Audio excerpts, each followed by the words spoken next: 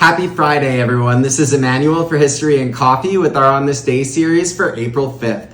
Today we are talking about April 5th, 1792, when President George Washington issued the first presidential veto in the history of the United States.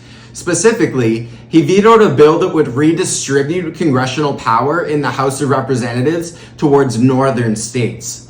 Washington himself had been in attendance at the Constitutional Convention where this very presidential veto power was formulated. And then, as president, in issuing this first presidential veto, he made clear in explaining his decision that it was strictly based on the bill itself being unconstitutional. He thought that the bill that was proposed would violate the ratio of representatives put forth in the Constitution. After consulting the members of his cabinet, Washington sided with Secretary of State Thomas Jefferson and Attorney General Edmund Randolph on this over the opinions of the others. As historian Lindsay M. Chervinsky emphasizes, it is significant that the president requested written opinions from his cabinet members on this matter. Indeed, he did not hold a cabinet meeting to discuss this first veto, partly because cabinet meetings were not yet a vital part of American presidential administrations.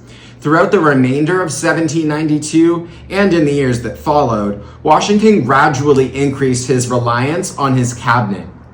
The first presidential veto also directly shaped congressional policy 2 weeks later. Along with his veto, Washington presented to the House of Representatives a recommendation to ensure that congressional seats reflected the terms and ratios set forth in the Constitution. On April 15th, Congress followed his recommendation, and this became law. Specifically, Washington had vetoed a bill that would increase the number of seats in the House of Representatives from 65 to 120.